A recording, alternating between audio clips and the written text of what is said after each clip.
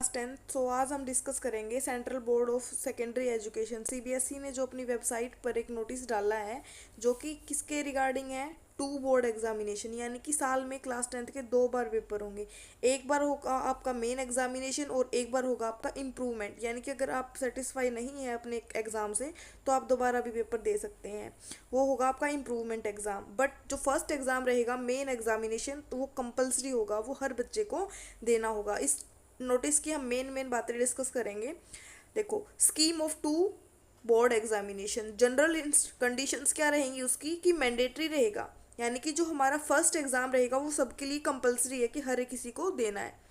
In any of 3 subject, जो हम second exam दे सकते हैं वो किन्हीं 3 सब्जेक्ट के इम्प्रूवमेंट में दे सकते हैं।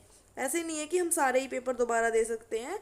All passed and eligible student will be allowed to improve their performance, वो इम्प्रूव कर सकते हैं किन्हीं 3 सब्जेक्ट्स के अंदर। साइंस में कर सकते हैं, मैथ्स में, सोशल साइंस में और लैंग्वेज, इंग्लिश या हिंदी, जो भी आपके पास सब्जेक्ट है इनमें से किन्हीं 3 सब्जेक्ट्स के अंदर इम्प्रूवमेंट कर सकते हैं। यानी कि जो नेक्स्ट एग्जाम होगा वो 3 सब्जेक्ट्स का होगा।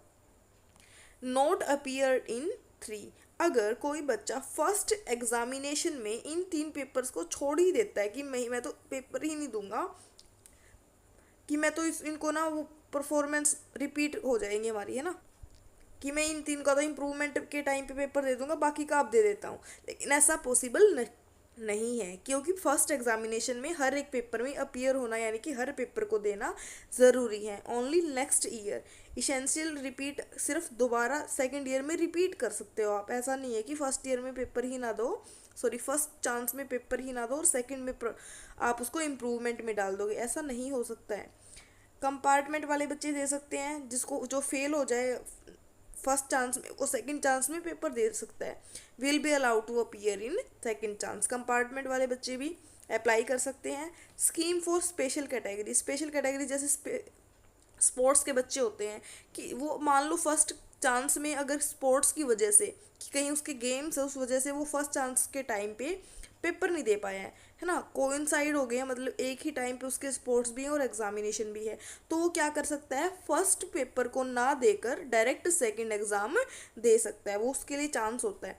विंटर बोर्ड स्कूल, यानी कि जो विंटर बाउंड स्कूल होते हैं, कि जो विंटर जहाँ ज़्यादा सर्दी होती है, सर्दियों के टाइम पे वो पेपर नहीं दे सकते हैं, तो जब सेकंड चांस होगा ना तो वो अपना एग्ज़ाम दे सकते हैं।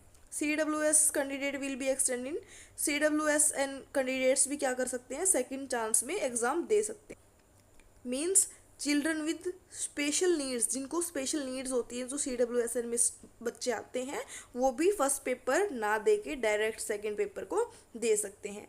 Okay, schedule of the examination, exam का शेड्यूल क्या रहेगा। जो फर्स्ट एग्जामिनेशन रहेगा वो मई के फरवरी के मिड में रहेगा, और जो सेकंड एग्जामिनेशन वो रहेगा वो मंथ ऑफ मई, मतलब पहला एग्ज़ाम फरवरी में और दूसरा चांस होगा वो आपका मई में जाकर होगा।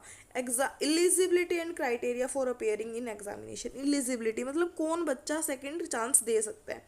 फर्स्ट एग्जामिनेशन जिसने दिया हो वो बच्चा दे सकता है, जिसको इम्प्रूवमेंट करना है वो भी अपना पेपर दोबारा दे सकता है, कंपार्टमेंट आई है तो वो भी बच्चा दे सकता है, या फिर दोनों को एक साथ दे सकता है, जिसको कंपार्टमेंट भी है और इम्प्रूवमेंट भी करना है तो वो दोनों केस वाले बच्चे सेकंड चांस ले सकते हैं। सिर्फ एक ही चांस के बच्चे हैं जो सेकंड चांस नहीं ले सकते हैं। कौन से, वो बच्चे जो फर्स्ट चांस में एब्सेंट होते हैं, है ना, फर्स्ट चांस जिन्होंने दिया ही नहीं, एग्ज़ाम ही मिस कर दिया, वो बच्चे सेकंड चांस भी नहीं ले सकते हैं, तो वो सिर्फ नेक्स्ट ईयर ही डायरेक्ट पेपर दे सकते हैं।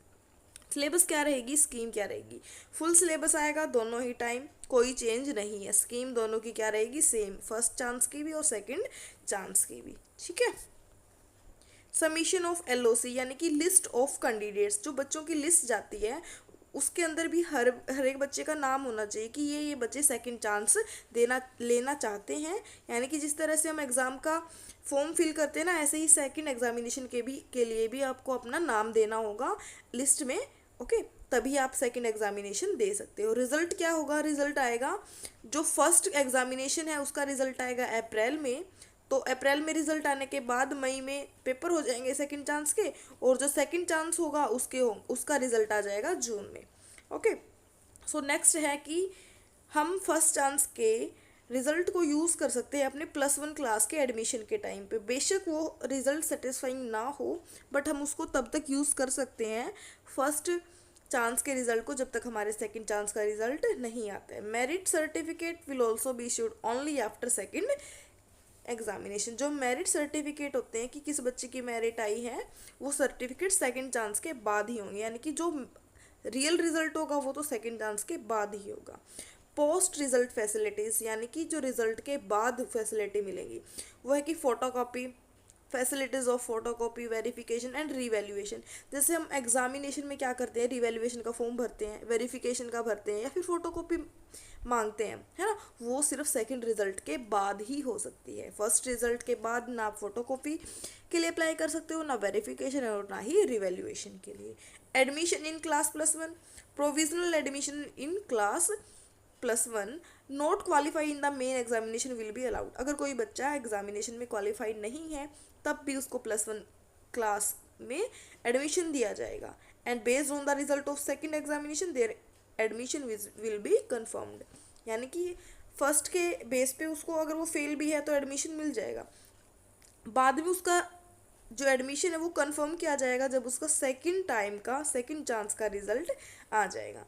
ठीक है, तो यानी कि अगर आपको 10th क्लास में अगर किसी सब्जेक्ट में री अपीयर भी है तो आप एडमिशन तो ले सकते हो, लेकिन जब सेकंड चांस का रिजल्ट आएगा उस टाइम पे आपका एडमिशन कंफर्म होगा कि जिस बच्चे में जिस सब्जेक्ट में इस बच्चे की री अपीयर थी, क्या वो क्लियर हुई है या नहीं। अगर क्लियर हो जाती है तो आपका एडमिशन कंफर्म हो जाएगा, अदरवाइज कंफर्म नहीं होगा।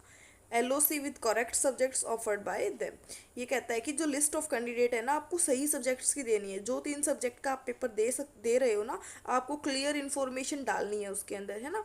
ऐसा ना हो कि आपको हिंदी इंग्लिश और साइंस का पेपर दोबारा देना है, लेकिन आप साइंस की जगह गलती से मैथ्स भर देते हैं, तो आपको फिर मैथ का पेपर ही दोबारा देना पड़ेगा, है ना। तो यानी कि आपको ध्यान से आपके सब्जेक्ट भरने हैं जब सेकंड चांस के लिए आप अप्लाई करते हो। सो ये था इम्पोर्टेंट नोटिस फ्रॉम CBSE, जो कि आज 25 तारीख को रिलीज़ हुआ है।